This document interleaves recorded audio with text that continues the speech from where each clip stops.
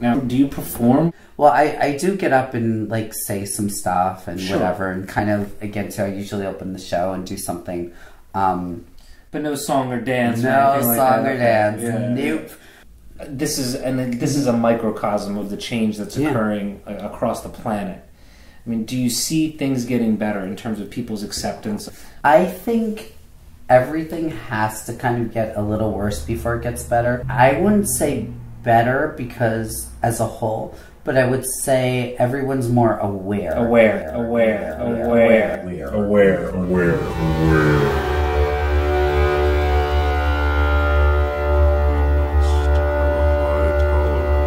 We must have a high tolerance for chaos, learn to embrace the flow.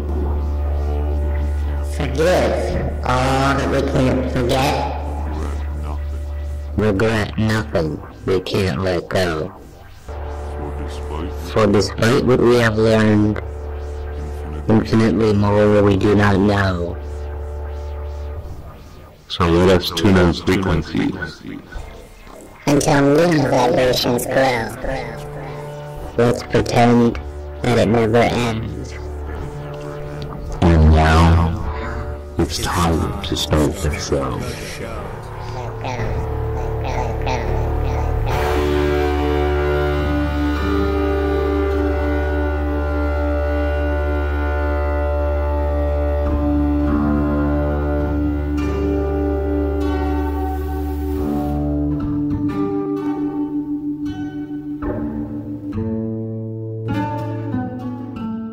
Alright, let's do this right. Let's start with your name.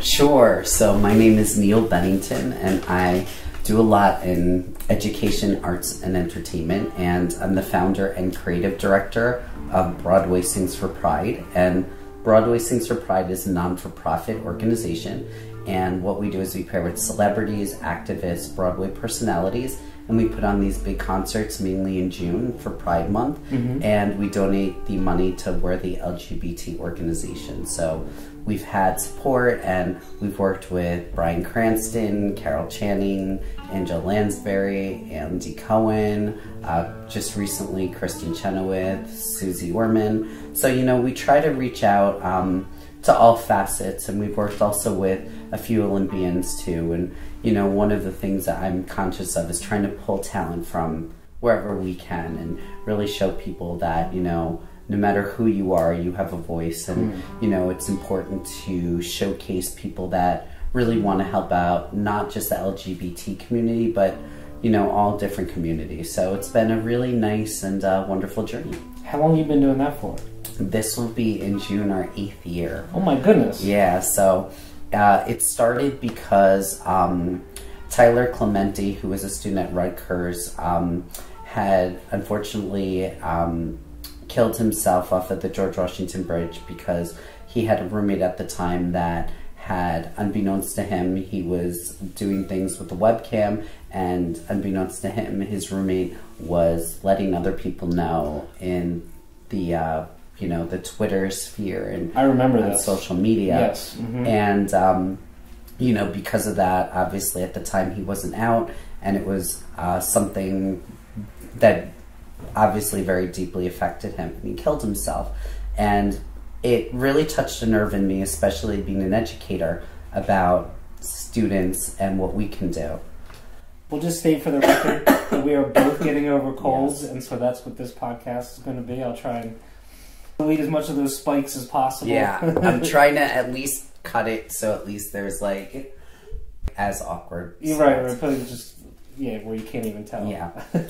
So, okay, as educators, so it really did strike a nerve with me, and I wanted to do something. So I reached out to a few people I knew, and we decided that it would be good to kind of do a concert. And so we did a first concert at the LGBT Center, and it was such a success. You know, they actually had to turn people away. It was like a, you know, like the fire code was broken because there were too many people. So, you know, we decided that we wanted to continue this every year. So since then, we've been doing it for different organizations. And kind of the full circle thing is that we have worked with the Tyler Clementi Foundation. So mainly with Tyler's mom and his brothers. And so it's been really nice to have them there, and, you know, to have them know that really one of the reasons this was started was because of this tragic event that, you know, we're trying to do something positive for. But this was your idea. Yes. And so you created all of this from scratch, basically? Yes. It was crazy. It just kind of popped into my mind. So it's been a really good journey, but, you know, the first time this idea kind of just popped into my mind, and I said, you know what, let me write a proposal. I'd never done this, so I wrote like an 18-page proposal to the center, and they said, fantastic, we have like a half-hour slot on like a Sunday. I'm like, oh, clearly you don't know me. That's not going to fly. So I was like, no, this is what we need. And I said, because of our Broadway people, I said, you know, we need a spot where their schedules coincide, so it would only be Mondays when they're usually off. Right. So, you know, finally we got our way, and since then we've been at different places, and the nice thing is we've also reached out and done volunteered our services. So we've sang at like, in June we did, and I was very excited about this, we did New York Mets Pride. Okay. So we were there at Citi Field, which was awesome. Wow. We're doing Nets Pride, Brooklyn Nets Pride in January. So we'll be at the Barclays Center, so that will be awesome. Jeez. So I'm excited about that. And then we've done events at the LGBT Expo, Couture Fashion Week, and all that fun stuff. So has all this been your passion for a long time? You know, it just kind of, I went to school for education and then also theater. Mm-hmm. And I didn't do much with theater, but I've always done things in college on the producing end. And so I've always wanted to do stuff that kind of makes a difference. So I figured, you know what, I might as well try it and see. And, you know, again, it's a learning experience. I'd never done anything with writing press releases or marketing or casting. And, you know, my firm belief is it doesn't hurt to ask. And really, so much of this comes from asking people and just putting your faith into people that you're positive that can really make a difference. And again, too, the nice thing is that the people we work with too are so genuine, and they know that you know, that this is all volunteer work, and that they're coming in, and that, you know, we're here to make a difference. So we don't have anybody that's come in and been like a diva or had like any crazy you know, demands on us. Right. And, you know, so that's been really nice to see people, and we've had people come from Los Angeles and fly in on their own dime for this, so it's been really nice. What that brings me into, so the larger scope of all this is the LGBTQ, etc., movement. Why is that an important issue for you? I think especially with, I always put it back to the generations that are going to come after us. And I think that you look back at history, and, you know, we always should look back at history and see what's happened. And, you know, with so many different minority groups that there's been, that, you know, you want to try to do things that benefit them. And especially with something like the LGBTQ community, where it's fairly new, where people are more accepting of it, and you know, where it's been more in the media. You know, I tend to look more at the youth and people that are coming up from generations. And still, even now, we live in a place that, you know, we're very lucky that, you know, we do have free speech and people are more accepting. And, you know, unfortunately, that's not so much even in places in the country, in the Midwest. Sure. And, you know, when I look at some of these stories of kids that have, you know, killed themselves, or people that have been mistreated just because of the way they are and because they really haven't had a voice. You know, I figure too, social media is very powerful. So what we try to do is, with all of our shows, is put a lot of those clips out there too. So, you know, there are people that, you know, maybe at this time may need a boost of confidence, or may need to know that, like, we have their back. So we really try to, through a lot of social media, is to make sure that people know that we're out there trying to actively advocate for them and for their rights. And again, too, I think that we start in a place of helping the LGBTQ community, but, I think it's a lot broader. And I'm also conscious to make sure that we have diverse talent there. We have all ages, we have all races, we have, again, all different occupations that come in. And I think it's important to, again, too, we're in the New York City area to really show that really nice cross-section of what America really looks like. And again, too, what we really are proud to represent with our organization. Sure, absolutely. And those people that grow up in pockets of ignorance where they feel isolated because they don't know where to find anybody else like them. Social media now connects you instantly across the world, so you can identify and say, okay, well, I am not alone. There are people like me, and I can be who I want to be. Maybe this is not the place because this place is still backward or ignorant, but I'm not completely isolated and trapped. Absolutely. And we have a lot we see. I used to get emails from people from all over the world. I was very lucky. I would say about 10 years ago, I had the opportunity to open up for the Wendy Williams show. And through that, again, too, I started getting a lot of different connections all over the world. And, there were people that would reach out and say, I want to be out, but I can't because I live in certain places in Europe and Asia where this is frowned upon, or I've tried to, or I want to. So, again, too, in terms of that social media impact and seeing, again, in a global perspective where people are. And, too, especially when we do these events, I always think of a lot of these people as friends, but it is interesting. Some of these people have performed with many different artists, the top artists, on Broadway, all over the world. So when you do have this group of people, you really get a global feel of where people have been and what their struggles have been, and what they've seen, the positive and negative. So again, too, it kind of brings it a little bit closer. And again, too, it's nice that when we first started, it was a leap of faith to get people to come in and do this. And now it's great because, I can, call up people in The Lion King or, any of those shows, or Wicked, and, know a lot of them and say, listen, this is the next time we're doing this. Are you available? So it makes it a lot nicer to have that Rolodex of people you can call on. Yeah, so and that's all credit to you. You started out with this idea and you said, I'm going to make it happen, and here are the steps I need to do to make it happen. And along the way, you build these contacts, and now you have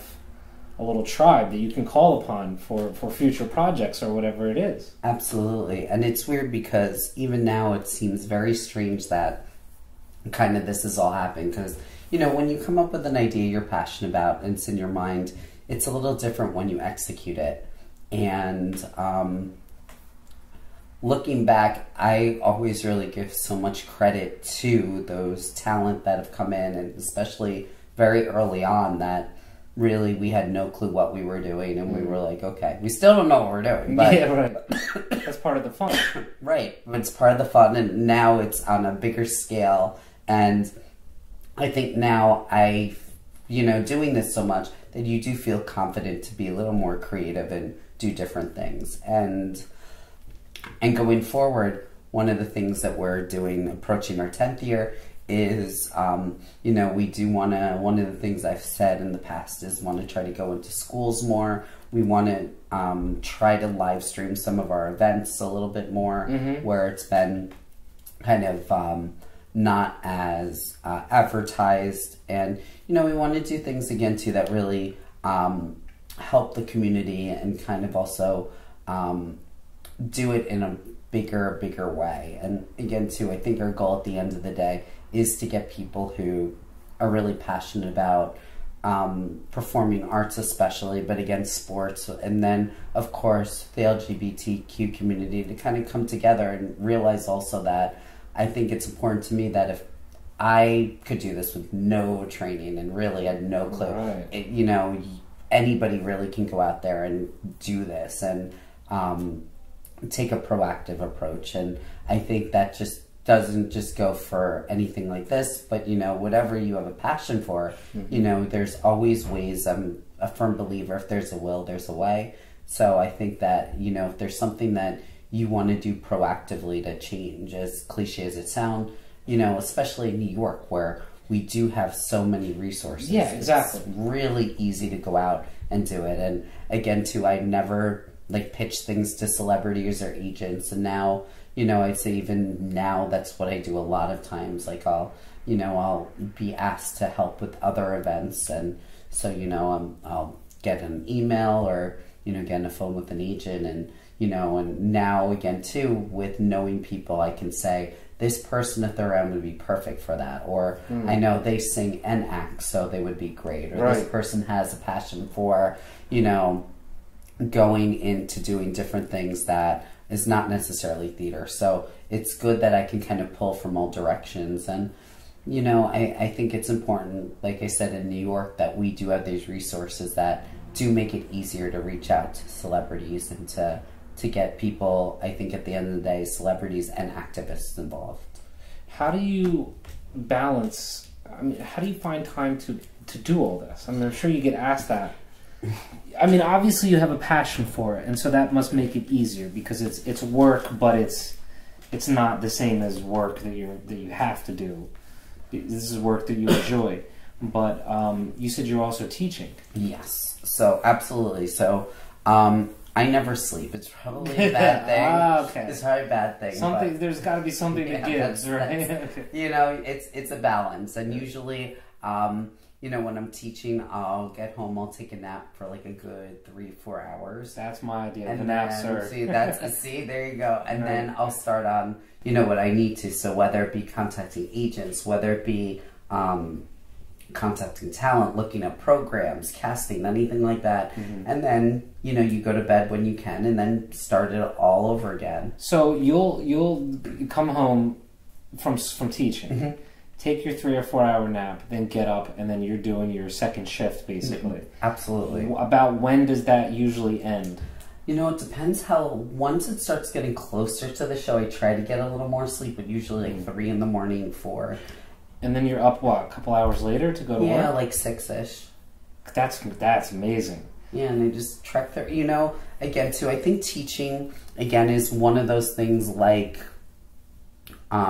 anything else that I really like, that it's never the same. You know, you have different things each day. So to me, it's exciting. So you go in and you want to, again, to change, you know, mold minds. You want to go in and do things. And again, too, you, especially in the middle of the year, you know your kids and you know how excited they get. So, you know, you come in not wanting to let them down. So again, too, it's kind of like that passion high where you go. If you're not enthusiastic, they need to pull off of your energy. Exactly. So, exactly. So you know, it's kind of like that. And of course, with anything, you have days that are harder than others and days where things are more challenging. But that's a part of life. And I think that's what kind of keeps everything interesting. But, you know, again, too, the nice thing is that, you know, you kind of have a nice balance of, you know, making everything work. And, you know, like I said, if there's a will, there's a way. I've had some of our performers come in and visit our school and, you know, do like mini little lessons for our kids. And again, too, I think it's important for, you know, students to be well-rounded too. What do you teach?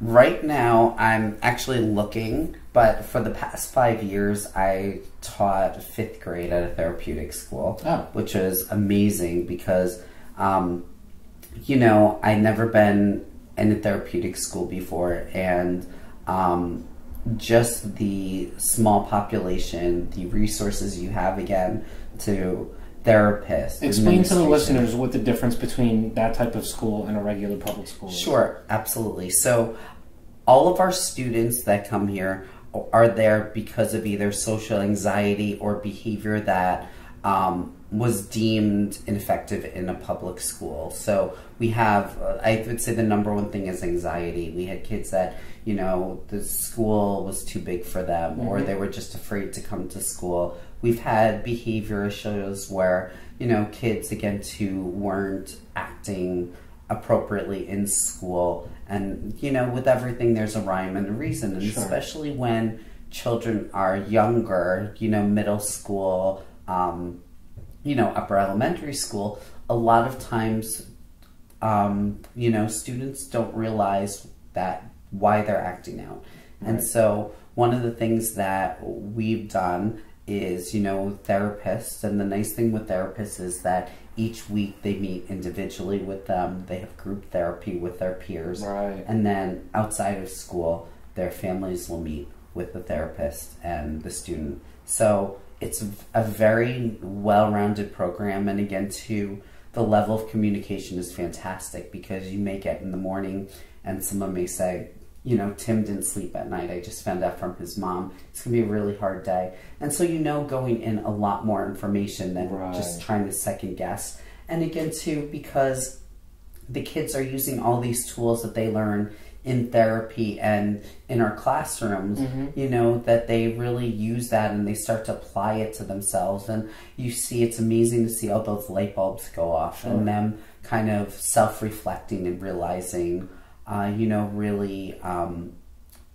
I guess, how they really are. And, I think especially towards middle school, you're at that age where you're kind of trying to figure everything out, and it's an awkward age. So you put that on top of having, a disability or something that, has been a struggle for you. It's hard. So to come into a place like that and to really work has been very rewarding. And, I think that especially with schools like that, people from the outside who haven't had any experience kind of can look at it as a negative. And I think that it's, there's an unjust stigma on things like this. And I think that really a lot of our kids, you see so much benefit. And I think even in public schools, just if there were more individual time with kids. I was just going to say that. I mean, because the population at your school is, what's the max? Oh my gosh, for max is like 6 kids in a classroom. That's crazy. Yeah. I add 20 to that, and that's my homeroom, and I teach 2 of those homerooms a day. So when you talk about, I don't know why people would look down on that model, because that model should be applied not just to kids that have the social anxiety, but if there was a way to reduce class size, that might be the first, easiest, number one step to improving the education system. It is so, yes. Yeah. And I mean, just to piggyback off of what you said, when I did my student teaching in 3rd grade, I had 32 kids in a class. No. And just to learn their names and talk about anxiety, you look out and there's a sea of kids, and you're like, oh my God, I don't know how these teachers do it. And so it becomes a numbers game more than content, and more about really doing your best, and and teaching to the middle. Right. And you can't do that when you have 1 million kids in your class. Right. And really, so I'm a firm believer that individualized instruction, and really that you have to go in there and know your kids and know the limitations and what they can accomplish. So for me too, again, it kind of makes the day a little bit more exciting, because you go in and that you're changing really lives, and you're trying to do these really great things for people. You seem like a person who is generally excited about life and about people. You seem very extroverted. Is that true? Yeah, I guess so. It's interesting. I'm the type, depending on, I guess, I can be very shy at first when I don't know you. Oh, sure. And then, go from there. But yeah, I think in a business where you do a lot with teaching and even entertainment, of course you have to be. And again, too, I've done a lot of red carpet interviews. So, one of my, I think the first real big red carpet interview I did was interviewing Clint Eastwood and Matt Damon. That's amazing. So, yeah. Is there video footage? Yeah, there's video footage. Yes, good. I want to see it. It's great. And, again, too, you just kind of have to roll with things. And again, too, it's that balance of staying professional, but showing your personality off and doing research and asking questions. So again, too, it kind of goes into that category of you always want to bring your best and your excitement, because just like in teaching, people feed off of that. Yes, and you want to make sure that you're keeping people engaged. And again, too, it's funny. I had never done a red carpet, anything in my life. Again, I learned, and now, you know, I'll do, I do red carpet interviews. I do video. I've taught myself with the help of my tech director. You know, we taught each other how to do like Adobe, the Adobe software. So, you know, again, too, it's kind of like with anything, you're never fully done learning. Of course. Even like I'll go online and find videos on how I want to maybe make my videos look a little bit better, or, you know, especially with the editing software, what can I do to enhance this? So, you know, there's always things you can tweak. And I feel like, you know, for me, especially in this, I always want to do that. I find it interesting. I always want to make sure that any subjects that I have, or, you know, just recently I'd done stuff with 2 cast members from Wicked at the iconic Pier Hotel in New York. So I wanted to make sure I showed them off their best. And, you know, and when you're working with video, that has to be approved by like a production team. So that had to be submitted and everything. So again, too, it's the realms that I'm not used to, but, you know, again, too, it's a step in a direction that is very interesting to me. And if you don't take that step, then you're never going to know. Right, exactly. So, you know, all that stuff kind of is interesting to me. And again, too, what I like to do is with my students is kind of give them a little piece of that. So I've been able to interview the author of Diary of a Wimpy Kid. Oh, so we really? did that one time. Wasn't it Jeff Kinney? Yeah, Jeff Kinney. We did it on his trailer, which he had this massive, like, crazy, like, billion, I don't know how much it was, trailer, so we got to be in that. I interviewed, there's the I Am series, which this author does really good, and you should look it up. It's really good. It's a really good series about historical figures, and what the author and the illustrator have done is they've done it with cartoons and really doing it almost like kind of like in a comic booky type of way. Sure, but to teach you the history. Yeah, so it's really cool. So they have a whole lot of, it's like I am Jim Henson, I am Martin Luther King Jr. So anybody that's really, and they're, I think it falls under, I forget what the subtitles, but it's like people who've made changes or something like that. People have made a change. So the cool thing is, again, they take these people that kids have heard of in the history books and really kind of made it more or less friendly for kids to read it and to parents to read it with their kids. And so they're nice. So I had a chance to sit down with them last year at Barnes & Noble, and they gave us like our own room. So that was fun. That's amazing. And then 2 years ago when School of Rock opened on Broadway, I got to cover that. And then so what I did was I asked my kids at the time to if they wanted to come up with questions. So, you know, I pulled from their questions, and so I had questions that the students had asked, and, you know, I was able to relay them to the talent. So I had people that had been in the original movie, the Broadway team. Wow. So it was cool because, again, too, you know, you have that connection where you're showing the kids not only that you have a life after school and that you don't sleep there, and that you can start thinking about it right now. Yes. Yep.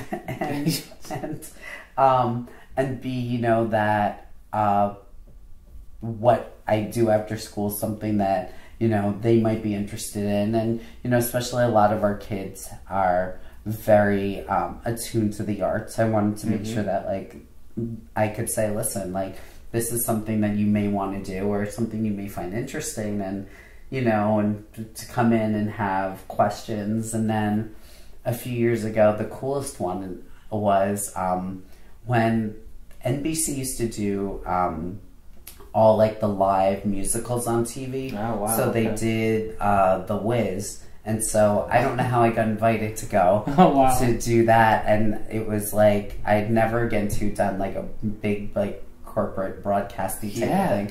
So I went to the NBC studios in Rockefeller Center. They drove us all the way to like the middle of Long Island where the studio was. Right. They had us do like a question and answer session. They gave us like a full like binder of like very professional of anyone in the cast, what the air dates were, anything you would want to know as a professional journalist. Sure. So you had everything in front of you. So I got to interview, it was like Neal, David, Alan Greer, you know, Harvey Firestein, who wrote the book, who did Hairspray, you know, a bunch of people. So it was really cool. And then, you know, we got to see a little bit of what they were working on. So again, too, it was one of those crazy things. And so I had brought one of the big packets they gave us in. And so it was cool because a lot of the kids, they're at that age where they like to watch that. So they were watching it. So they're like, that's so cool.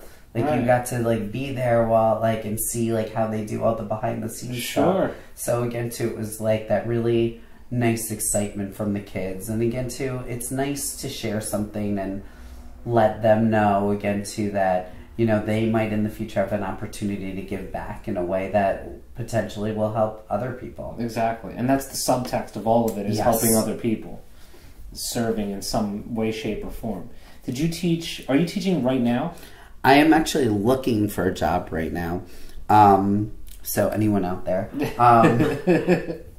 Unfortunately, after 5 years at the school I was in, because we have such a small population, that the downside of that is when you don't have a population for a certain grade, you know, that's right. I remember hearing this. Yeah, so that's always interesting. But again, too, you know, you always look out and see what you can do. Are you looking for 5th grade again, or any? I'm looking for any grade but kindergarten because I need my rest. And what other grades have you taught? I've taught 3rd grade. I did my student teaching and maternity leave. I did 4th and 5th at the school I was just at, and then I did 4th grade in Fort Lee, New Jersey for 2 years. Oh, okay, nice. So yeah, it's like I always like the age where I always say either 3rd, 4th, or 5th. Yeah, is really good. Even 6th, where I like that they're independent enough where you can have great discussions and do projects, but they're kind of not at the cusp yet of being too smart and fresh with you, where they start like hating everything. Where they, the system beats them down, and you realize it's all a big giant joke, and we're all just playing out our parts and all that stuff. Yeah, and I mean that's all true, but you know what? That doesn't change the fact that you still have an opportunity to learn. Absolutely, and that even in the shittiest place, you should take that opportunity that's given to you, because a lot of people don't even have it. Yeah, exactly. There's never a time when you can't be learning from someone or something. Absolutely. Have you ever thought of doing middle school? I haven't. I've been told I'd probably be good at middle school. Honestly, my certification is just at 6, so. Oh, yeah. I have a similar certification issue. I mean, even though technically my original cert was in K to 8, and then they changed the rules. And, you know, you have to be, now it's I guess K to 5, and you need subject matter specialization to teach 6 through 8. Yeah, so I'm kind of in the same boat with that. And, you know, depending on where you go, they kind of can, like, filter you in, or they can find things, you know. So, again, too, if there's a will, there's a way. Sure, but, absolutely.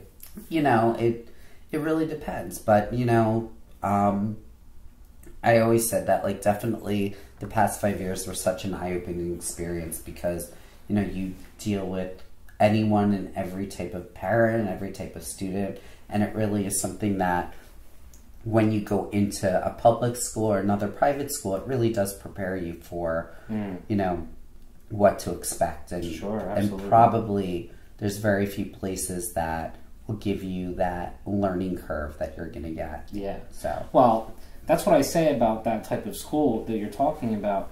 You know, you get these kids that, for one reason or another, the decision was made, they're not going to function in the regular public school. But based on my experience, there are so many other kids that just, you know, they don't get that opportunity to go to a different school.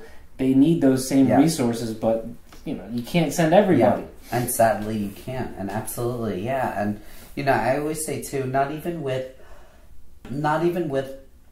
a school that is behavioral and disabilities, but I remember too when I was younger, I was not a great test taker, but again too, I knew the material, but it's again too of finding places and teachers that will find more ways to be creative and give kids a shot at interpreting the information, showing that they know it. Yes. Rather than just, teaching to a test. Be creative with your assessments. Absolutely. I mean, if you know the kid knows the material, then if they can't, what's the word? If they can't translate that material into a test format, then find a way that they can, because they know it. Yeah, absolutely. Right. And that's part of our job. And that's part of, I feel that there's a lot of kids out there, and I get it too. It's very easy to say that, and then when you get into classes that have 32 kids or X amount of kids, it's obviously how do you differentiate instruction for that many children? You can't. It's like mind blowing, and you do your best, and I mean,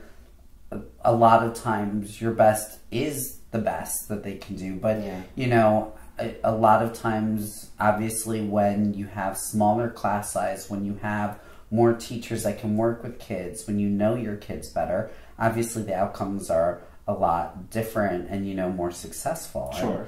And I was originally certified in New York, and I came back to New Jersey. One reason was that New York is such a huge proponent on teaching to the test. Yeah. And, New York is such a different program in terms of it feels a little more rigorous, it feels more strict, and for right or wrong, that just wasn't for me. It was just, I remember on the second day of student teaching, we were already teaching to the test. It was like September, and I was like, this is like out of control. This is like something that these kids like knew, and you could see they were not looking forward to it. They felt pressured. And again, too, it was like, if you're, granted, I'm sure all of us at some point have to teach to the test, but, if you're teaching the way you should, it shouldn't be from September all the way to May or June. I completely agree. And this year, more than any other, they have me teaching to the test.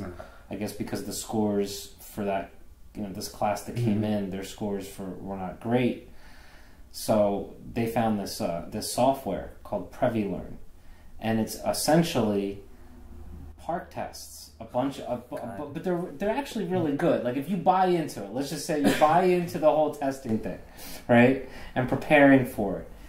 It's a very good program. It has a bunch of different forms: comprehension, informational, comprehension, literature, vocabulary information, vocabulary, literature. But it's still just a bunch of tests. Yes. Reading passages, answering multiple choice questions. I assume you're familiar with the PARC. Yes. So you understand the Part A and the Part B relationship. Yes. And those tests are not easy. And they're not designed to be easy. They're designed to weed out kids and see which of these kids can think logically, using their higher order thinking skills. And they have me giving these practice tests, sometimes for a whole week in lieu of the normal reading curriculum. Right. See, yeah. But to what end? Right. Well, that's the thing. Like, if there's not a balance on that, and if you keep doing it, and again, too, you're going to have successful students that are going to shut down because they're just done and over with it. Yeah, and the mind numbing. Yes, and I've had students like that have just been, completely turned off because they know that people are just throwing tests at them, and that's all it is. And at the end of the day, again, it shouldn't be about that. But unfortunately, when money is involved, that's what you do. Yeah, and then everything becomes hinged on these numbers and these scores. It's a game for the people that are running the schools and the government education system, and it's not our game. Yeah. Like, our game is creativity and passion for learning in whatever direction. I mean, that's the thing is kids, they just want the freedom to pursue their own interests. And by pursuing their own interests with the right structure and guidance, they can learn everything they need to know. Absolutely. You learn math by building something or so on and so forth. Absolutely. I feel the same way. And there has to be that creativity in there because, again, too, if the kids aren't buying into it at some point, they're just going to stop. And the whole thing is, this is the time, especially, again, middle school, anytime, you know, where you're really learning. And, you know, you have these great resources, and you should be able to take what you're learning and kind of apply it to things that you find exciting and things that you can use to become a better person or problem solver. What is the role of technology in all this? Because and just jumped onto that thought, because it seems to me that technology is doing two things simultaneously.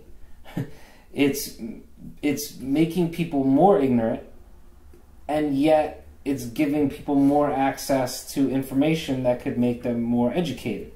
What's happening here? I cannot agree more. It's like a double-edged sword. It really is. Like at some point, you know, I think especially in schools, you really have to be careful on how it's used. And I think you need somebody that is a strong person in technology to come in and teach kids on the correct usage of stuff. Because I feel like, listen, especially with research, and I know we're getting like a little bit past like elementary, but you know, eventually too, when we even talk about like fake news, how do you tell the difference between something that's real and not on the internet? Well, see, and it's funny how you said we're getting past elementary, because this is my underlying philosophy since day one of teaching, at least from what I've observed, is the kids at the grade you're talking about, 3rd, 4th, and 5th, they are way more capable of handling things that maybe a generation ago you wouldn't have considered, because of technology and because of the access.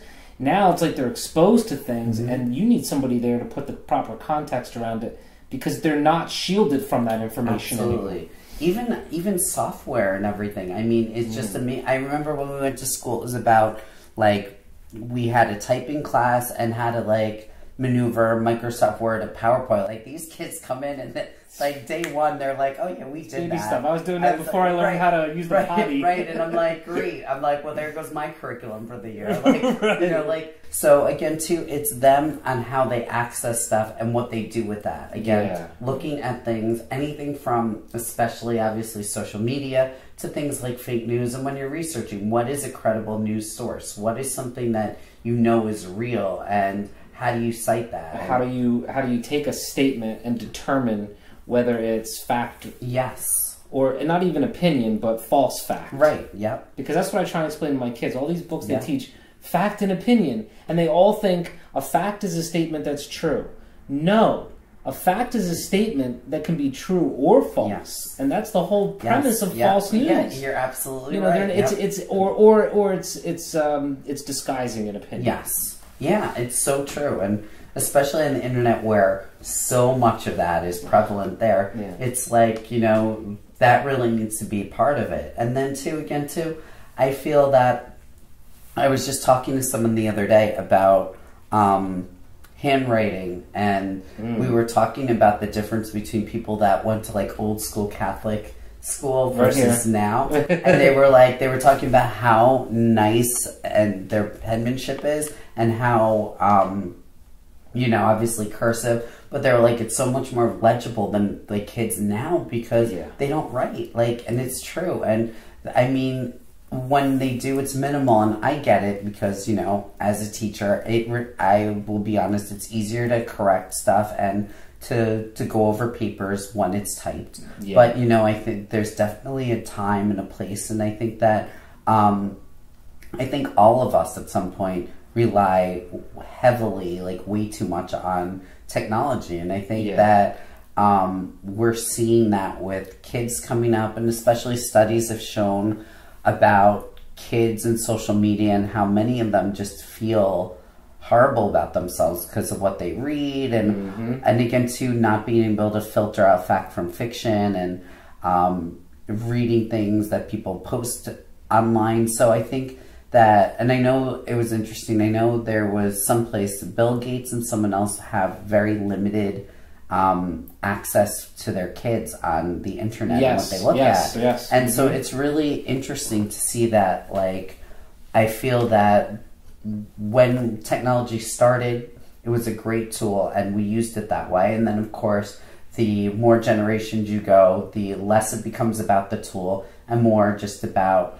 you know, the frenzy of getting information Yes, and not yes. realizing, you know, what's appropriate, what's not. And then, you know, we have at some point have to really slim that back down again and say, listen, like, this is a great tool, but it doesn't need to be used for everything. You can look up a report on Abraham Lincoln in the library. You don't need 50 different things on the internet. And when you do, how do you know it's true? Right. You know, and I think we've, you know, all become so reliant on technology. I know I have. And, you know, you want to make sure that these kids coming up know how to do certain things. And even with our kids, like I had talked about simple things that, you know, they may not be taught or be aware, just how to fill out a job application, how to do, how to write a check. These are things we actually did a little bit in our classes just because, and this is elementary, just to kind of give them a feel because, you know, again, too, you don't know what is out there. And we're, again, too, kids are so reliant on using the internet, they kind of forget how to do all these other things. Well, first of all, they don't know how to write. Yes. I mean, that's a big, that's, I've talked about that before on this podcast, so I won't go into my whole spiel again about the writing is just horrible. You know, there's no concept of grammar or anything. But, wait, you just said, what was the last thing you just said? Oh, I just lost it. I'm trying to remember. Using technology. Oh, darn it. I've cut all this out. Because it was like, oh, that's right. You talked about the writing the checks. Yes. And those real world types of things. Knowing your signature and how to fill out a job application or write a standard formal letter. We have, our guidance counselor started a program last year called BizTown. It's really cool because they spend the first few months, well, she teaches character ed classes once a week. Oh, perfect. So she uses the character ed time to do this. And that's exactly what it is. You learn the basics of the financial and banking system. You learn the basics of how corporations work. And the kids actually, in their workbooks, will write out checks and fill out deposit slips. And it's great. They simulate opening up a checking account. Then they get assigned jobs. So that in March we go to this BizTown conference. You know, it's in like some office space, and they have it all set up with stores and companies, and they have things to do on that day as they're just. Some might be a CEO, some might be this, you know, and it's cool because to me that's only the baby step though. So then you take that, and then once they're in middle school, you leave the classroom on a regular basis and have them actually be out in the real world. Doing apprenticeships for a couple hours a day. I don't know how logistically something like that would work. But, you know, I think that's good. And, you know, too, I think, we used to do a lot of character ed classes, and we took them out. We had, I looked at the kids and said, what do we want to do? And to go out there and do something. So we had them go to a nursing home. And we took hands. Or like, well, what do you see you doing there? Like, you're just not going to walk in. So people were like, we could read to them. We could teach them how to use an iPad. I was like, okay, great. I was like, these, and they're like, we can do that. I'm like, absolutely. Bring iPads. Technology is a huge thing with you guys. It's great if you can show these elderly people how to use an iPad or whatever. Right. They should learn before they croak. So I'm like, sure, like, come on in. We'll do that. So we had different sections and we rotated, and it was successful because afterwards what we did was we had them go to, what was it, like a just like a burger restaurant, and God, I sound old, like a burger restaurant. We went to a burger joint.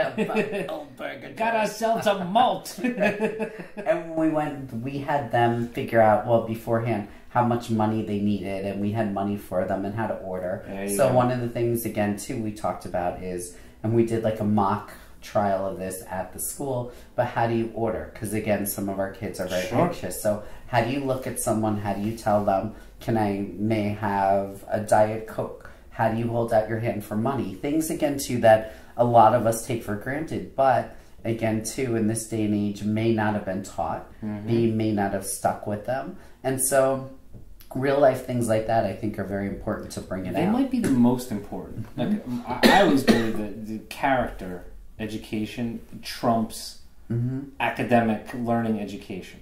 You could be, and I don't mean this in a bad way necessarily, but you could be an ignoramus and still live a decent life of quality and make a difference and help people. You know, there's a whole other kind of intelligence out there. Like, being a good person is going to take you further in the long run. Absolutely. Than being some educated prick, let's say. Yeah, absolutely. And I think, too, one of the things you hit on is taking them out for real world experience. Because, again, too, some of these kids, especially when they're middle school, and you would do stuff like if they're interested in being a banker or something like that, this may trigger something, or it's going to possibly trigger kids that would have never thought of this in a million years.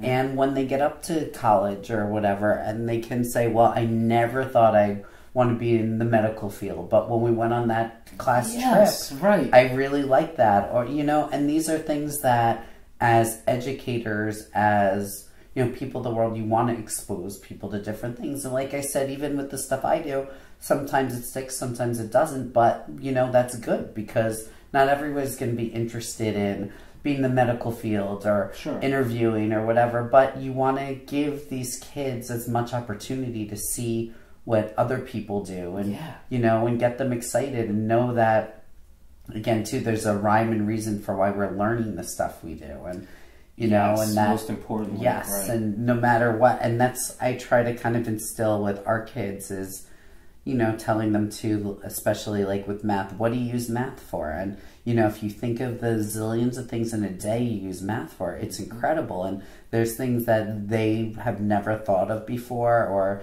you know, didn't occur to them, because, again, too, it's like a daily thing and we're just so used to it. But, you know, again, too, it's all these skills aren't, you know, shouldn't be hit over the head with every day, but, you know, they're there like silently, you know, you use these skills all the time, and to go in and know how to apply them is crucial for any job. Well, there's the spiral, right? The skill spiral, where you start on that base level, you apply, and then you use it for the next level of difficulty, and so on. Absolutely. When you taught, was it all subjects? All subjects. That's usually kind of rough, planning-wise. Yeah, you know what? Well, after the first year or two, you kind of like get in your group. But what's interesting too is because with every class, especially this one, you never know your ability levels and if you're going to get through a unit or a day of like right. So again, too, it kind of was like you would plan, and then you were like, well, I might not get through 50% of this. So you have to be able to adapt. Yeah, so you'd adapt. And again, too, I personally like science just because it's a little more hands-on, and I would take stuff out of the book and do a little more of, you know, experiments. But also, you know, I'm not a favorite at math. It's not my favorite thing to teach. Me neither. Yeah. And fortunately for a few years before, I didn't have to teach it, which was awesome. So, but I do have to say, it challenged me too, because how do you make it more interesting for these kids? What do you do that's gonna, you know, get them excited about learning about fractions or rounding or whatever you're doing? So even lately I did a demo lesson, and it was about rounding, and same thing, I went in there and did, like, you know, some of it with Google presentation, aka just PowerPoint, and, you know, you just kind of like do your thing, and I made it fun, and we were doing games with it. But, you know, you have to find ways, especially for the younger kids, to kind of just have them invest in it. And sometimes, you know, you have to be honest and be like, listen, I know this isn't the most exciting thing, but guess what? You need it. So you're gonna find some way. Yeah, so here you go. Yeah. But, you know, it's definitely, especially with the younger ones too, it's definitely, as you said, interesting to learn how to adapt and figure out. Especially, we've had times where, like, we've had to leave the rooms because of kids' behavior, or we've had, you know, kids just not being available for learning and different things. So again, how do you handle that and do it in a way that, you know, kids know that you're not taking it personally, and and show them that you're able to kind of just move on and, you know, trek through things. So again, it's kind of interesting, and I definitely, from day one when I first got there to now, and even when I've done demo lessons, I see such a change in myself, just because I'm like, oh, this is nothing. I'm like, listen, I'm like, I've had kids try to bite me. This is like nothing. Exactly. I'm like, bring it on. So, you know, it makes it that much easier to go from, you know, a setting where, not necessarily a bad way, but you just don't know what to expect at times, to a setting which, you know, is a little more structured and everything. So it makes it a little bit more easy to do that. That being said, I always feel like I'm at the point now where you could put me in any classroom of any grade level, just drop me in, you know, like a sub, and tell me, you know, I could do it. Even if I didn't know the material, I could end up having them teach me the material, and then that would be the lesson. But I could jump into anywhere and just do your lesson for you. Oh yeah, I think, you know, I think that's too. I've had a few of that, and I think too, definitely years ago too, when you sub and you go in, almost like you said, you have no clue what's going on, and you're like, okay, we're just gonna do this, and you just do it. It's like an instinct. You know how to command a classroom. You know how to get them into what they should do, and you know, even at times at different places, I've had times where, like, I've had to fill in for teachers and there's no sub like plans or anything, and you know, you get through it. You figure out, you know, in your bag of tricks what works. And my easiest and simplest trick, but it works every single time, is Q&A.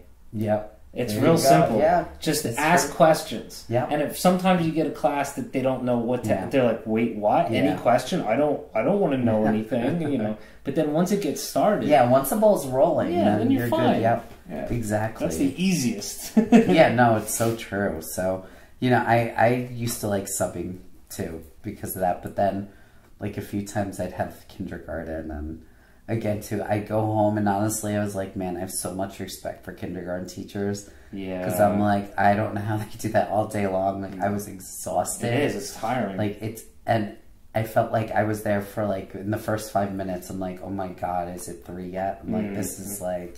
Because there's so much going on, and they're just so all over the place. They're so over, and they're so needy, and they really... And again, too, when they're that age, you know, when you tell them, you know, I usually like do a spiel saying, you know, like, well, you know, I'm not Miss Smith, so some of the stuff I'm going to do is probably a little bit different. So, you know, that's okay. But when you're, you know, in kindergarten, everything has to be the same. And, and so, again, too, or they're like, Miss Smith used to do it this way, or we hold hands and we go out of the room. I'm like, okay, so perfect. So let's do that. But, you know, you have like 20 voices telling you the same thing. And you're like, okay, I get it. So...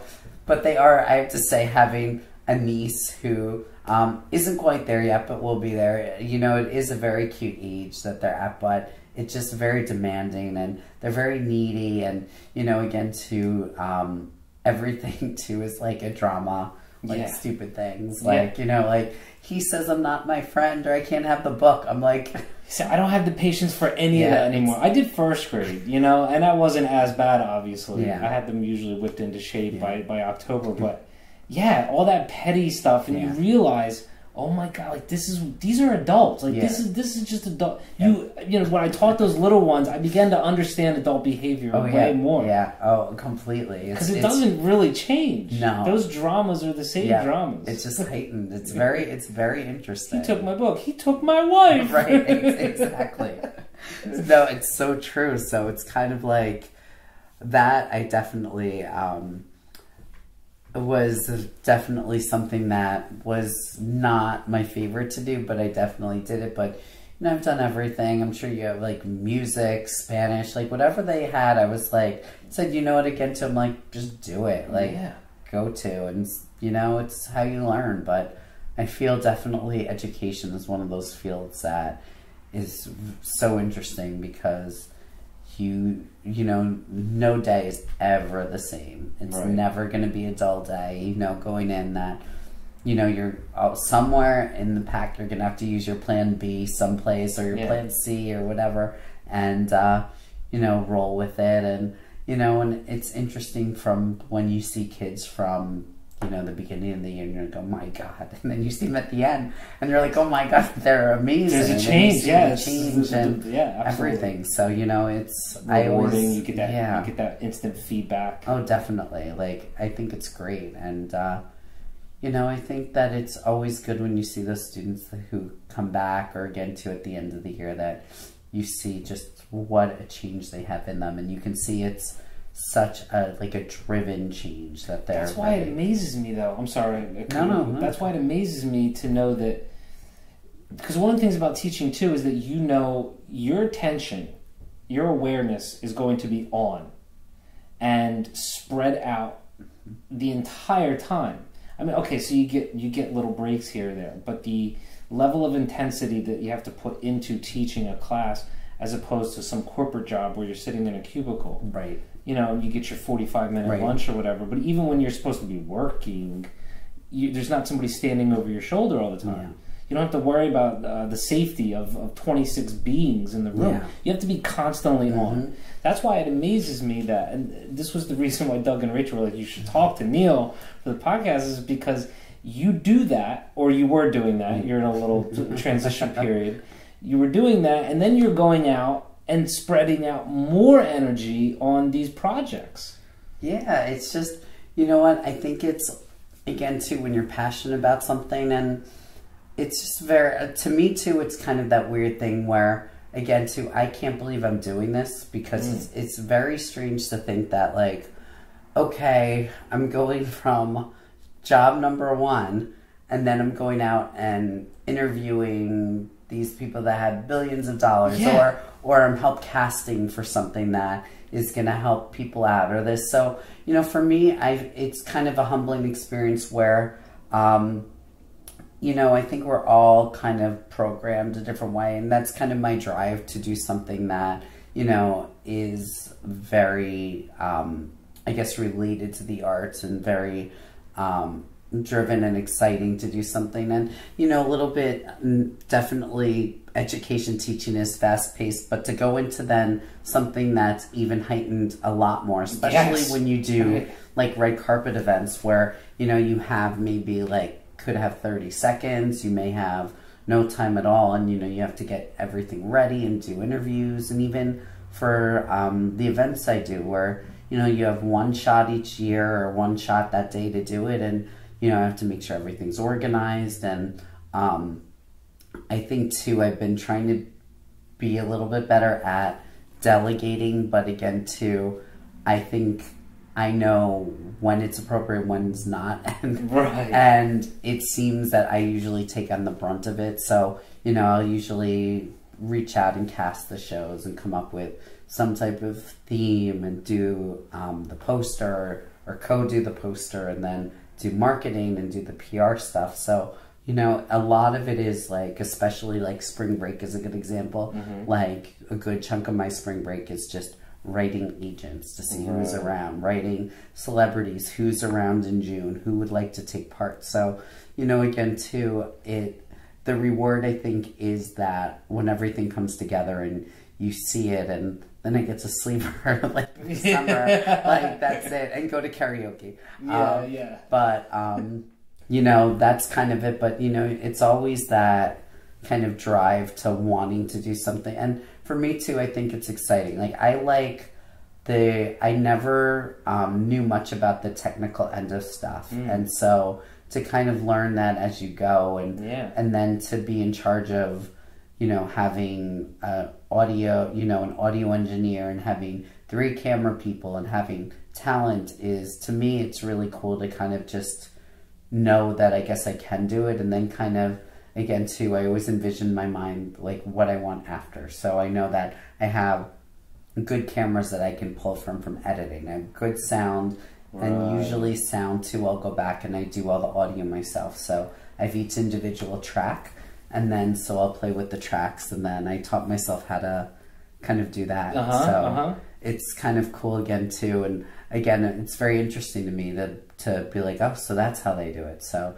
you add some reverb, you take out you take out the vocal track, you can put it up a little bit. You can add, so again, too, I'll do that, and then put it with the 3 cameras, and then edit that together, and then, you know, we have a piece that's ready to go on YouTube and our website for people to see. And then, well, now that you just mentioned that, why don't you drop those right now? Like, what's the website? Oh, yeah. So it's BroadwaySingsForPride.com. So that's easy. And same thing on Facebook. If you Google or Facebook search Broadway Sings for Pride, will come right up. And YouTube, it's Neal B TV. And just because my name's a little different, it's NEALB. Can I ask about that? Sure. Sure. I'm sure people have asked that before. Yeah. The standard, the common spelling is NEIL, right? Is yes. That, so why NEAL? According to my parents, they just liked it. I like it too. Yeah, they just. I think it was just a little bit different, and yeah, they liked it. Well, at least my brother. So I'm Neal. My brother's name is Ned, so it's Neal and Ned. Nice. And when we were growing up, my mom told me that they were like thinking of naming my brother Ethan. So, you know, I was like, okay. So I was like, at least I didn't get like.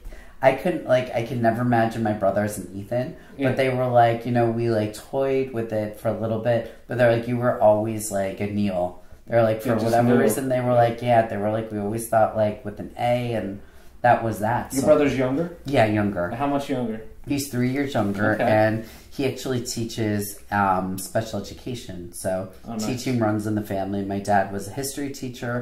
My mom was a English honors teacher. So very nice. Yeah, so the whole family. Yeah, and they were both high school, and they were. I saw how much work that was too, and I always wanted elementary, but again too, you know, sometimes you would get stuck with classes that were just like people were waiting to graduate. They could care less. So.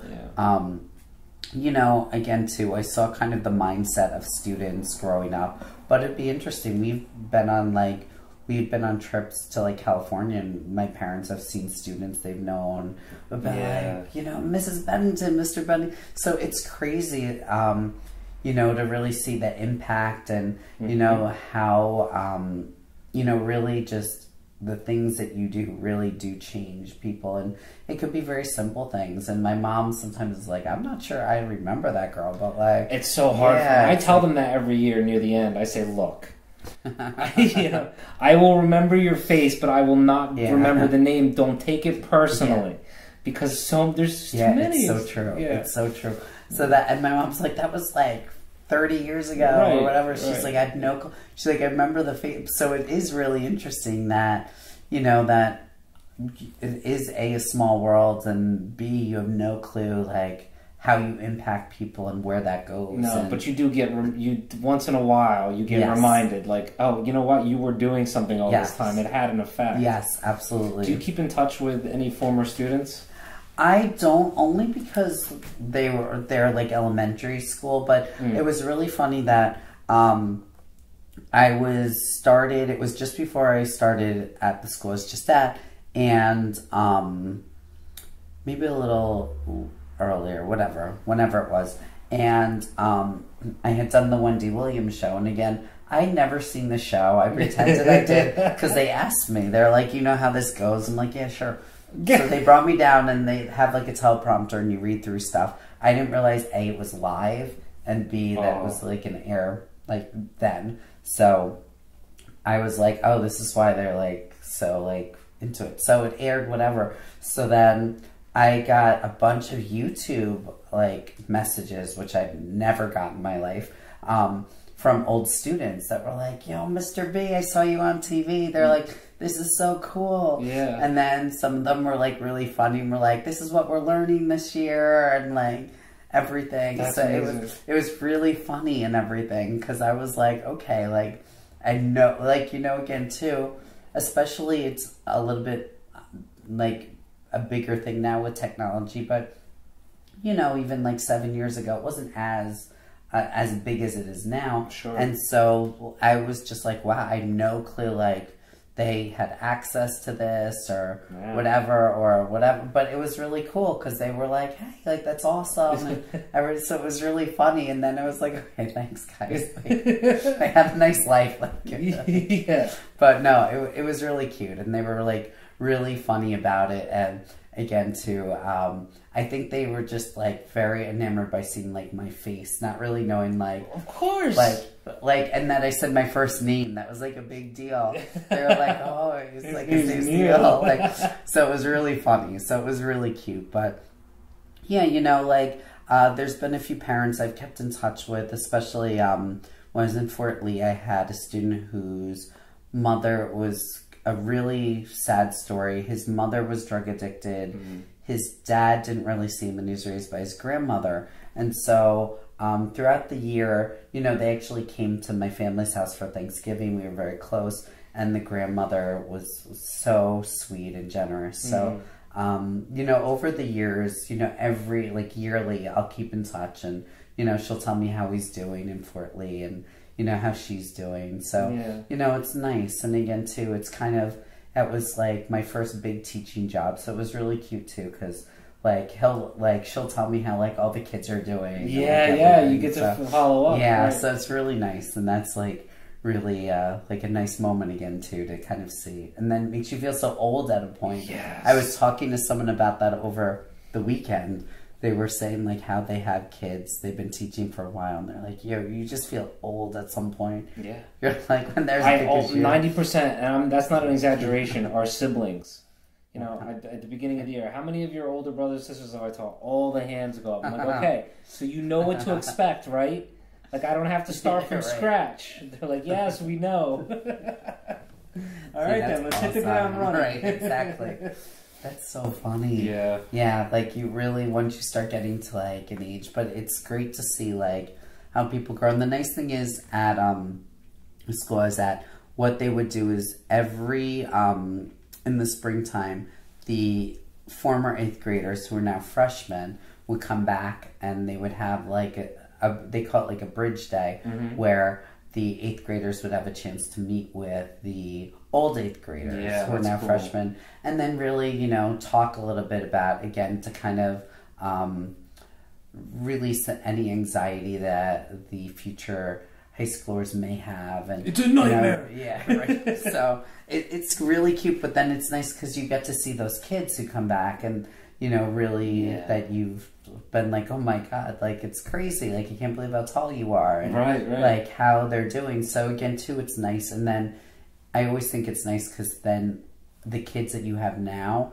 get to see that connection and everything. You know, I kids come back and be like, don't mess with him. Right. Yeah. I'll get kids to come visit me, and they walk in the door, and you see your class get a little bit nicer to you after that. They see this older kid that and they think, like, I guess they think of them like, oh, I could be that someday. Like, that could be, he could be my buddy. Like, so it really is interesting to see that dynamic. But I do like that they do that again too, especially with that population that really needs it. But I think I think that's a great idea to go forward and to try to have, you know, to kind of transition that way, because, you know, it can be like a nightmare to go from, like, a school that, like, you're like the king or queen of, and then you go to this, like, huge school where you're like no one, and just go and do it. So, you know, I give them credit for doing that. Sure, absolutely. I mean, we all need mentors. There should probably be more vertical articulation among students anyway. Yes. You know, I would go even as far as to say that this whole idea of grades based on age at least needs to be more flexible. Yeah. Right? Because you could have a 4th grader and a 3rd grader and maybe a 2nd grader that's really, really smart. Yeah, and they could all be working together, helping each other. You know, that's just one model. But no, absolutely. I think that's a really good model, you know, because that's true. Because, you know, age isn't everything. You know, like, ability is something completely different than age. And, you know, especially during these years where kids mature so differently. Yeah. I don't think we fully have a grasp or an understanding of how our kids are maturing. No. The pace that they're maturing. Absolutely not. It's, like, mind-blowing from when, like, I was younger. Sure. And, you know, I think that, like, definitely there's better ways to make sure that kids are grouped by really their levels and kind of their ways that they kind of can access information better than like we are now. Because, I mean, it's really weird if you think about it. Like, it makes sense from like a business standpoint. If you were like a business and like, you know, you're like, okay, this is done by age. This is great. Like, whatever, we're done for the day. Perfect. But when you talk about kids and the way they learn, it's so crazy because... and that's because we're operating in an antiquated system that was created in the 1800s based by businessmen in order to create workers. And we're still using it. That's exactly right. And it's... I mean, it is. It's really mind-blowing because if you really do think about it, you're absolutely right. Like, it's... Like, you can have kids of all different levels. And then again, too, so if you have a kid that's in 4th grade that never learned the material and still struggling, and you're having him in 4th grade, he really should be in maybe with a 3rd grade or 2nd grade or whatever. And there shouldn't be anything wrong with that, you know? And that's kind of our thing of just passing everyone through and, you know, hoping for the best and... You know, I've been told on more than one occasion, I cringe every time I hear it, and I feel like one of these days I'm going to snap. But I hear school is a business. You know, school is a business, and the parents are our customers, and I have to swallow back. That's crazy. No, it's not. No, it's not. Oh my gosh, yeah, forget that. That's... No. Anybody that says that clearly has not been in a classroom or done anything with teaching. Because well, people are trying to make money off of it. Yes. Right. You know, I always say that when you strip away everything, what do you need? You need a teacher and a student. Everything else beyond that is in service of or to support the teacher-student relationship. Yes. And but that only extends so far. You need a bus to get them there. Maybe you need food or whatever. But then when you have administrators and mid-level administrators... and then it keeps going. And it's just top-heavy. Leeches. And even the unions, in a certain way, are leeches on the education system. Yeah, you're right. You're absolutely right. It really is. It just kind of keeps going and going. And then once it's created, even the union, which is created for the benefit of helping the teachers... It still, as an organization, needs to survive. It needs to thrive. So it's going to do whatever it can in order to stay in the system. Yeah, it has to be relevant. It has to be what we need. But it is really interesting because it really all kind of hinges on what goes in the classroom. But, you know, at the end of the day, in terms of what say we really have and what better practices, we really have not much. And, you know, the people at the top who... you know, or allocating all this money or, you know, anything. It really is, like I said, it all sadly goes back to money and, you know, what, true. You know, who does the best with testing and why. And again, too, I think it's crazy that we base these tests, which happen once a year, on, you know, our ability to whether or not kids can learn or not. And nothing's ever factored in on whether... you know, kids are bad test takers. Or whether or not, you know, it was just not a great day. And again, too, not for nothing, sometimes you have classes that, again, ability-wise, are different than, you know, the year That's a before. nice way of putting it. And I have that class. You know, so you're right. It changes from year to year. And so to expect, you know, everything to always be beautiful and perfect is just not a reality. Right. And, you know...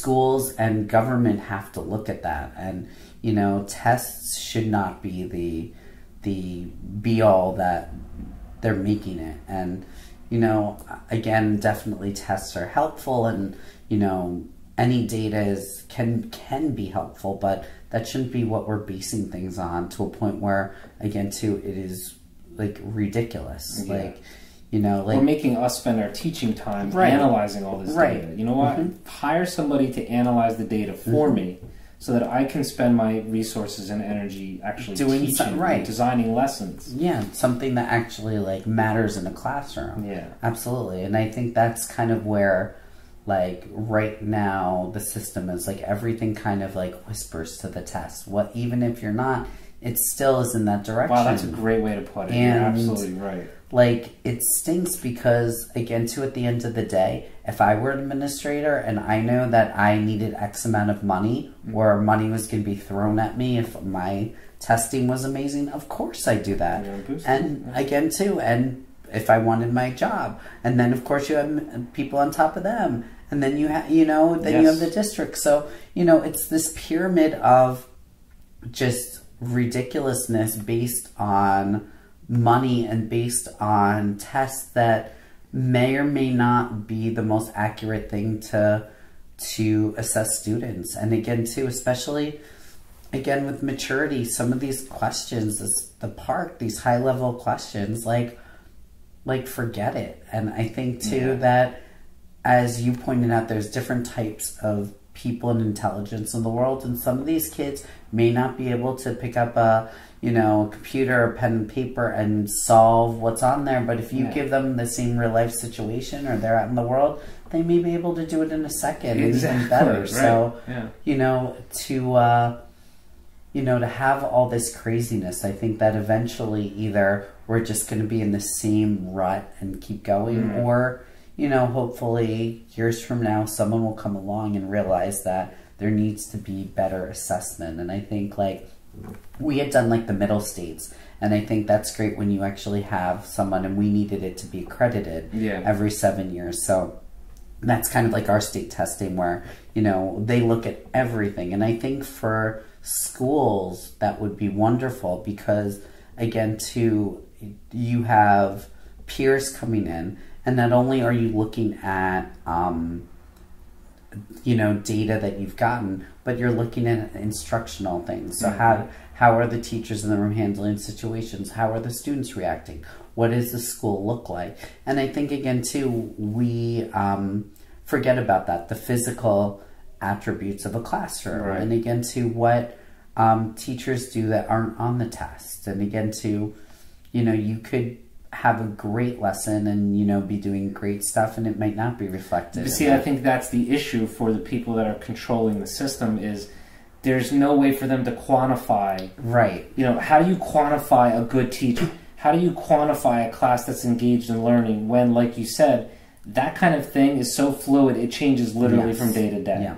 You observe them 3 times a year if they're not tenured, 2 times a year if they're tenured, but, you know, and that's why the test exists, because it's like we need some sort of measurement to justify our entire pyramidal structure. Yeah. I mean, it's crazy. And at least I like with the middle states, when they come in, that, you know, again, to peers that may have not seen, for example, in this case, a therapeutic school, are coming from all over, get a chance to see something different and to maybe reflect on their teaching. But also it's nice because you are kind of more or less graded not by people that haven't been in a classroom, but these are peers that are coming in that are interested in knowing what's going on, and they're not there to be super critical, you know. They really want to see how you're doing and really I guess learn from you, and to really I guess see what's out there in other schools. So I kind of like it, because when they came in, it was just really interesting to see what they look at, and it really is everything from the minute you step in, what do you see on the walls, to when you enter a classroom, what does the teacher say to the kids? Are the kids looking at the teacher? How's their body language? So I think it's a really more well-rounded assessment of a school. I know exactly what you're saying, then, you know, at least there's something that you know, you can see. And again, too, if there's times where testing are low, at least you have something else that you can say, listen, this is what we've seen. Yeah, maybe if you change this thing that seems unrelated to the test, how you approach the kids, or how you're doing your lessons. Yeah, absolutely. Do you find, or have you experienced, that teachers are resistant to suggestions or change? I think, well, it's interesting. I think when I was in the private therapeutic school, I think because the name of the game was to be flexible, right? And we're a very close-knit school, so I think that everybody was pretty open. You had a few people that weren't so much, and they didn't last too long there, but you know, you have to be open to suggestion. And I think, again, too, us kind of all being at the same age, or on the same age, we all wanted to be more creative, and we were excited to do things together. When I've been at public schools, it depends. When I did a maternity leave, one of the the teacher did not let me teach until the day she left. Like, I could not read books to the kids. She very much, like, her class wanted to make sure. And then when I was in another school teaching 4th grade, it depended. There were teachers that had been there for years and set in their ways, and I get it too. When you're like 90 and teaching for that long, to have someone come in and be like, let's try it this way. You're like, screw that. Yeah, you're like, listen, I'm retiring, bye. Like, that's it. So, like, I get it, but again, too, there was more resistance because, especially when you come in and you're a newer teacher, not only do you think you know it all, even without saying it, and you don't, it's harder. And then, too, I think when you come in, you're just naturally more excited to try different things. So you might say, oh, this is what I learned someplace. And some of the people were very receptive, especially younger people, just were a lot better at trying different things or doing, group teaching, co-teaching. And then the older teachers, depending on where they were in their life cycle of teaching, were either open to it or kind of like, leave me alone, like, you have a long way to go, like, I'm not getting involved with you. It's kind of like the life cycle of a star, right? Yes. Like, get out before you supernova. And then that's it. So, I mean, so it is interesting. And again, too, I think it's important, especially when I try to incorporate different subjects as much as possible if you can, and make it fun. And again, too, like, I think other teachers are great resources. And especially I think too, the difference was when you're in a smaller school, everybody more personally, and then too, it's not as it becomes more there's more camaraderie. So, I had no problem going into someone's room and being like, hey, like, we should do this together. Or, like, let's do this, because you see each other all day long, so you're family. So it doesn't feel like an insult when someone comes to you and says, maybe you should do it this way or whatever. Right, because you trust them and you trust their judgment and their constructive criticism. Right. We all need that. Absolutely. And they're coming from a place of love, not a place of just, like, trying to be, like, pompous or annoying. And I think, again, when you're in a school that has so many heightened emotions, you want that stability. You want someone to come in and be like, listen, like, tell me how to fix this situation, or tell me, like, where, again, too, when you're in a bigger space, a lot of times, for better or worse, you may feel that you would like to try it on your own first and grow, where, here is more like a heightened sense of, like, if this doesn't work, like, who knows what's going to happen. Like, you may have to leave the room, or someone may, like, throw a chair or start screaming. So, again, too, you want to make sure that, like, you take the advice. And, again, too, everybody has connections with kids in different ways. And so, if something works for you and doesn't work for me, listen, at least I tried it. Or, if you have anything else, like, let me know, because I'm here waiting. Yes, exactly. And, I mean, that's the way we all should have an open mind and be willing to take from each other and give to each other. Our idea. I mean, that's life. Yes. That's life. That's working with anybody, which you seem to know very well. I try. Do you have any long-term goals, like anything still on the horizon that you want to accomplish, or any personal projects?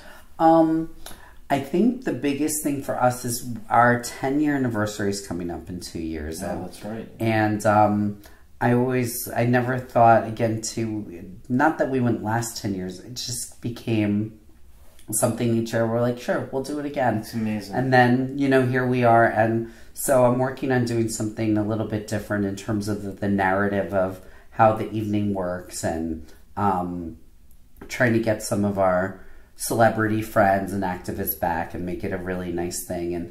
And working on that. And then I have our 8th annual Pride event, which will be sometime in June of this year. So I start working on that. And then possibly, knock on wood, December 14th of this year, I've been working with PLJ radio station in the city, and each year they do, they go to the Children's Specialized Hospital in New Brunswick. Yeah. And they have a bunch of performers. They've had like Sarah Bareilles and Grammy Award winners there. And so I've been talking with them. So I think that Broadway Sings for Pride is going to go and do a number there. So hopefully, I've been in the, it's like a year long making, because last year we tried to do it. And for those people in terms of coordination that don't know, because this is live on the radio and it's for Children's Hospital, it takes place very early in the morning. So it's like 6 to 10 in the morning. So to get people that on top of this have, you know, professional jobs, and they go in and sing on Broadway, and then to come to this, and then most of them are from the city. So then to figure out transportation, and then to figure out who we need for instrumentalists and everything. So right now we seem to be in a good spot where I have enough people, thank goodness, where I think that starting Monday, we have a song I think that we're going to do from the show Dear Evan Hansen, which is on Broadway.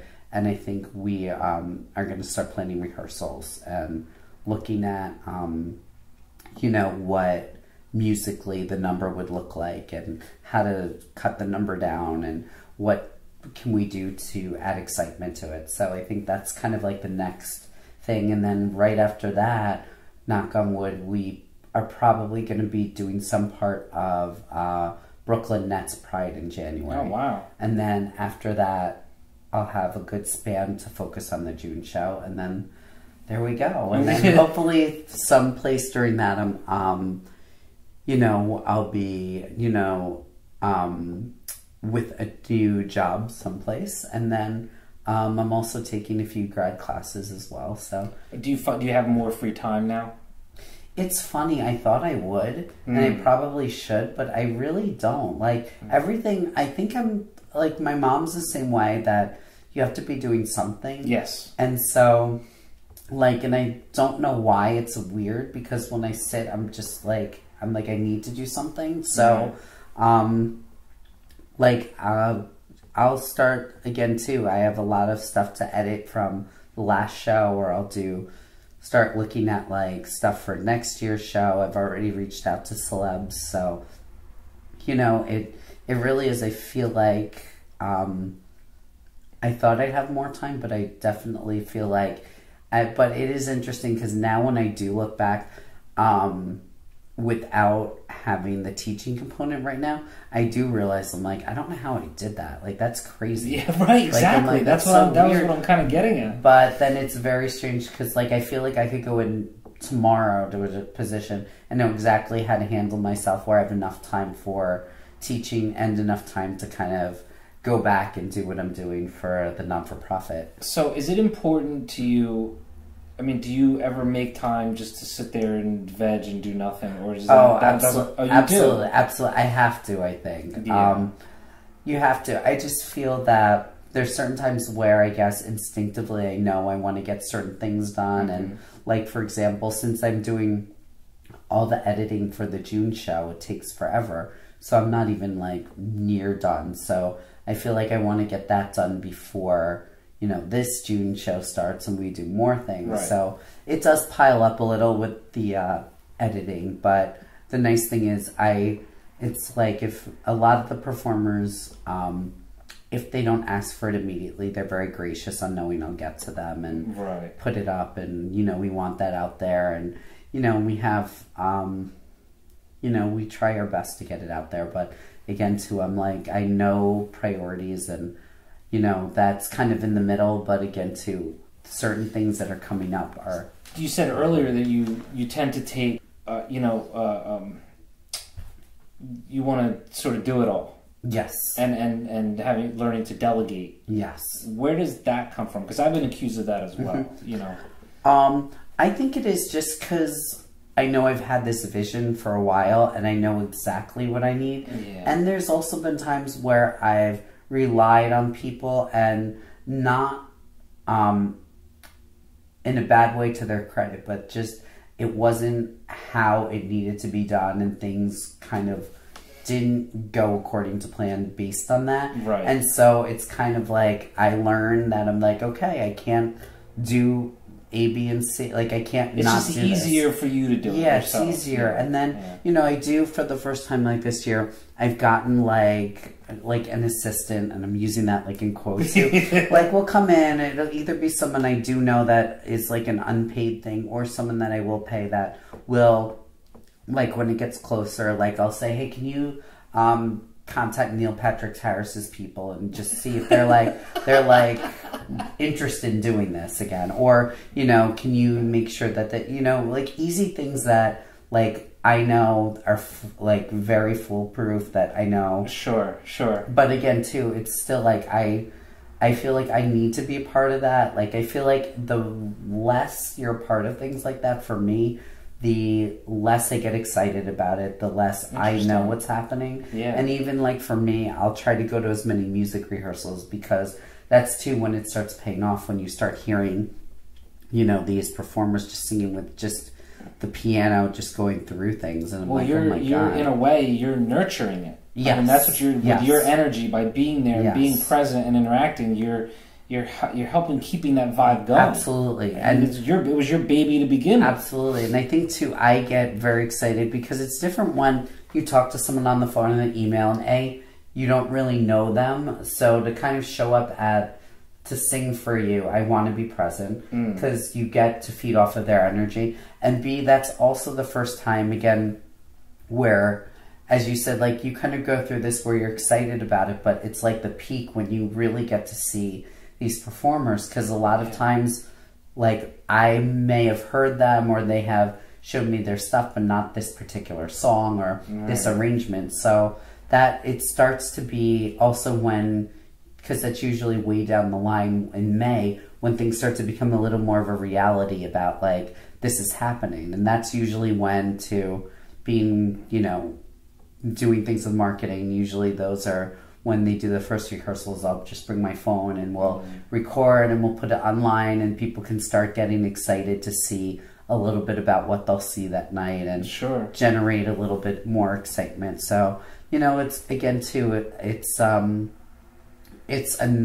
really nice. And then I think a huge part is then I get to really know a lot of these performers, and, you know, it's amazing that these people will volunteer their time and just really come in for nothing and do it, and they're so happy to really do it for such a good cause. So it's really cool to just kind of like know that you have these amazing people, and really, you know, from all over. People have been great, but obviously Broadway has been tremendously gracious to us, and, you know, definitely people from all different types of shows have come in and really helped us out and really done great things. And it's nice to see people that are not always the stars of the show come in and really do things. And sometimes it's very minor things, like they may be singing in group numbers, and it's nice that people really are not, like, they don't complain, they don't come in and like bitch that they're like not the star of everything. Yeah, not letting the ego take over. Yeah, and absolutely, it's a good way of putting it. And then,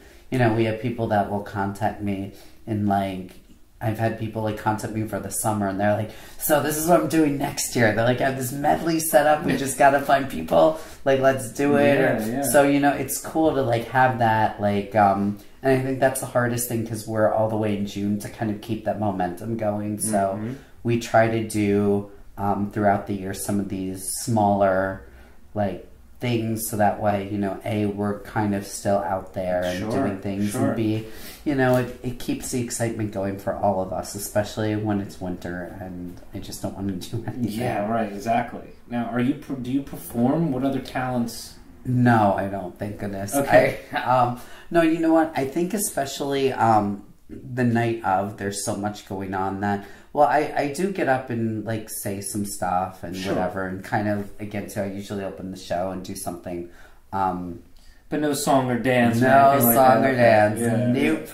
But you know, honestly, even if I had that talent, I'm usually too nervous about the show. I need to do something. So usually I'm like operating one of the cameras or I'm backstage doing something. Right. But you know, like this year, which was really nice, somebody gave us this beautiful, gorgeous like white acrylic guitar. And so, like electric guitar. So what we did was we had people sign it backstage. So that was good this year because instead of working a camera, I felt like I could be close to the stage, but it was good because I got to like have a little bit more fun. Like even people said it's a little more relaxed. Like I got to just be like, yo, sign this and like have our free wine in the back and enjoy yourself and like casually like peek out at certain times to see how the show was running and everything. But it was definitely a nice feeling, and it's been great too because one of the people I reached out with 2 years ago, a makeup artist, I actually went to kindergarten with. Oh my goodness. And I haven't seen her since high school, and so she came in, and for the past 2 years she really has been, along with a few other stellar people, had again free of charge. We like start at 6 and we tell people, if you know, performers, we can't pay you, but if you want free makeup and hair, like we got people backstage to do it. So 2 years ago, that was one of the things I tried to add. So we've done that now for 2 years, and like one of the other makeup people have done like done Late Night with Seth Meyers, Jimmy Fallon. So it's crazy that it really is like a nice like family that comes in each year, and like that they really are appreciative too. And then last year or 2 years ago, well, a year and a half ago in June, when the tragedy happened in Orlando, we kind of cut what we were going to do because it was a week before the show. And we kind of cut what we were going to do for the opening, and we had one of the guys who's in Wicked open it with Imagine, and we thought that was good with just piano and what we wanted to do. And again too, you know, you kind of see things how you want it to be, and I kind of thought it would be nice through this because obviously, you know, you're talking about a community affected, and you know, not just the gay community, but you know, the Florida community. Sure, absolutely. And all this. So what I had told people backstage is that no matter if you're a makeup artist, anybody that's part of the show in any way would like to come on stage. So we had this beautiful grand piano, and we had him kind of singing up front, and we kind of made like this nice little arc around him, and we had like little pockets of people, and it was very interesting because we had like BB Newirth, who you know is on Frasier and like won a Tony for Chicago, and is now which one on Frasier? She was his wife. Oh yes. So okay, like she's won a ton of Emmys, Tonys, all this. So she's standing next to like the people from Kinky Boots, and then you had people that were makeup artists. So it was really nice to see like again to this community. So this year too, I wanted to do something a little bit like that. So we ended the show with the song by Aretha Franklin, Pride, A Deeper Love. And what we did was we had one of our performers perform it, but I contacted a bunch of non-for-profits in the city, whatever, and I was like, if you want to have 2 people come on stage for the end, like, and come around, you know, the intermission, we'll bring you up, and we're like, there's no rehearsal, you just have to dance, like, and just be, like, have fun with it, you know, whatever. So it was nice. So we had, it was the first time, too, I'd worked with, like a drag queen population, so we brought up a bunch of drag queens too. So it was like really fun. So you had like this really interesting group of people while she was singing, and then again the Lion King cast, we had 3 of them take it upon themselves to learn a little bit of the harmonies. So they did harmony for her. So it was great. So again, it was a nice way to end. So I think this year we're again too going to try to figure out a number or some way to incorporate someone. And I think too, not only is it obviously very nice to show what New York kind of looks like, and you know, all these people, but from a marketing standpoint, it's great press, it's a great photo op. Absolutely. And it's something again too that is more representative than I think more representative of celebrating and a community, and so I kind of what we kind of need right now, right? Yeah. So I think going forward, we're definitely going to pick a number that we can kind of do that with a little bit, and kind of go from there and see where it goes. Do you see? This is a microcosm of the change that's occurring across the planet. I mean, do you see things getting better in terms of people's acceptance of transgender? I think everything has to kind of get a little worse before it gets better. Yes. I think that I wouldn't say better because as a whole, but I would say everyone's more aware. Aware, right. And I think that, look at different communities that still, look at the black community that's still that's what gets me. That, we first of all, it takes until 1964 to sign a Civil Rights Act. The fact that we have to make we have to sign a law to make people equal, and here it is, 2017, and we're still dealing with the same crap. It's still, you know what? I feel like it's always a change, and I think that with each generation, that more positive comes from it and more openness comes from it. But I do think we're at an important step these past 10 years where the media has played a bigger role, absolutely, where people have been more willing to be accepted and to let people know that. And I think it's nice, even in my school, it's like, I remember somebody saying something about when Hillary was running, and they said, "Oh, I'm voting for her because she likes gay people." But the way they said it too is very when I was in 5th grade, I would have never known what yes, yeah, so right. It's very interesting that it's become kind of part of our vocabulary, not in a negative way. It's just almost like a very common this is how it is. Right. So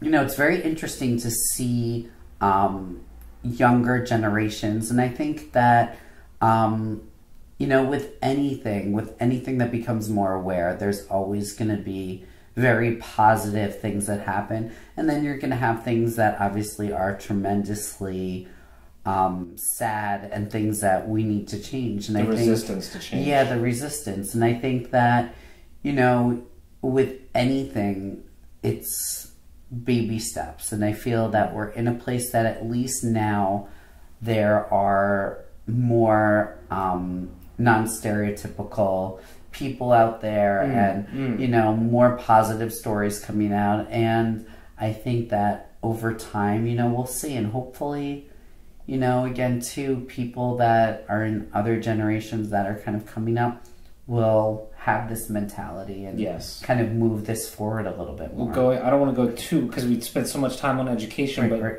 it does connect back to that, because you see in our students, they have less tolerance. They see through the facade, right? Whereas when we were that age, not that they don't respect the teachers these days, but there's more of a sense that it's all a game. I mean, when they see who the president is, they're not taking the old system seriously. Yes. And so it is changing, and so that does leave me hopeful for the future. Yes, and I think kind of as we brought up that when we were younger, it was a different time, again sounding so old, but we were so sheltered without being sheltered, without knowing it, because we didn't have access to the internet. And nowadays kids know everything. So again too, to come in and be in 5th grade and know so much more can be a positive, and obviously sometimes, as we talked about, not so much, but it does make them more global. It does let them know a little bit more about what's going on out there.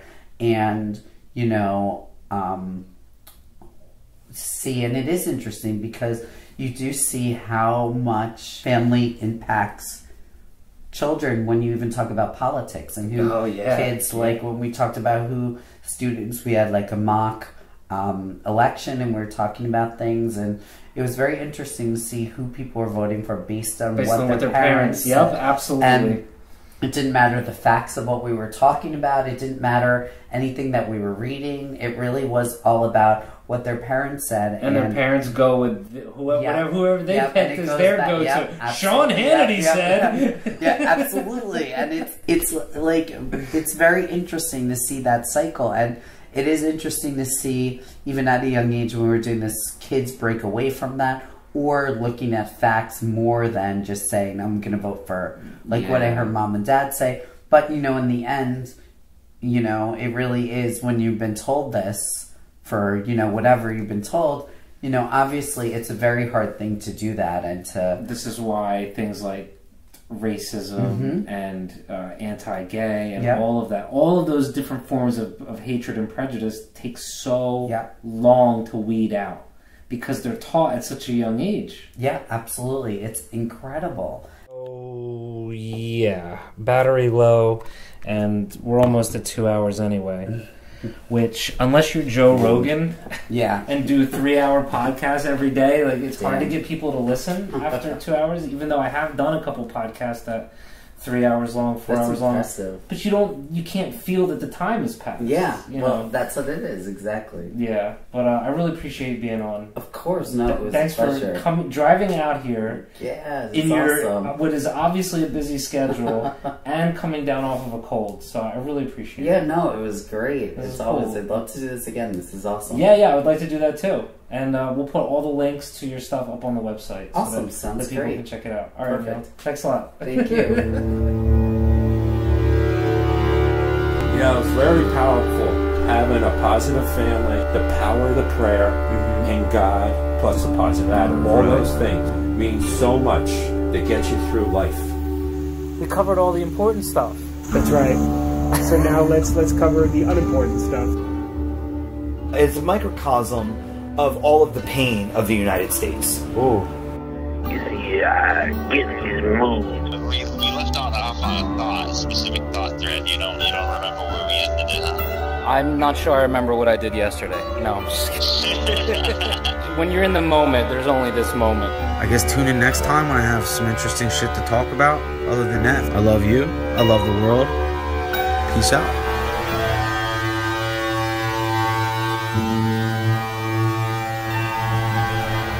Yes, sir. I avoid responsibility. That way nobody feels compelled to put me in a position of power. Be excited, you know, because now it's here. Shiny gift of a lesson that you have in front of you. And now you know you have to work through it. You really have to, well, if you want to and you're tired of it, you have to work through it.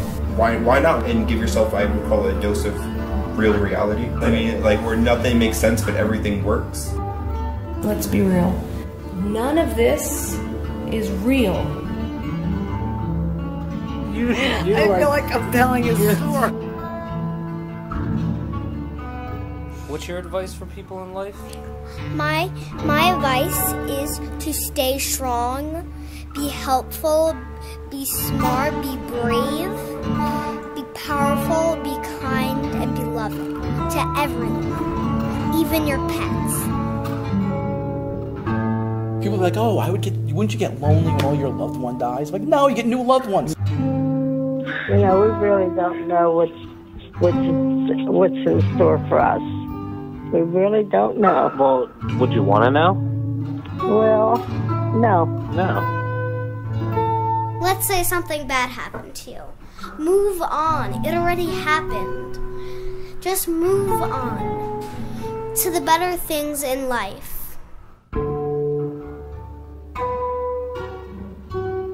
I hope it's really not just us. Right. And everyone else is like, self-created eternal hell. No. Every waking moment is a joyous experience of growth and opportunity. I find myself totally spiritual centered and at peace with the balance between me and the rest of the universe.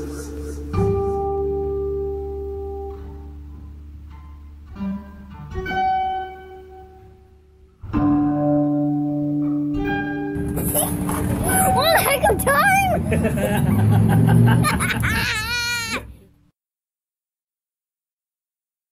After all that, they won the game.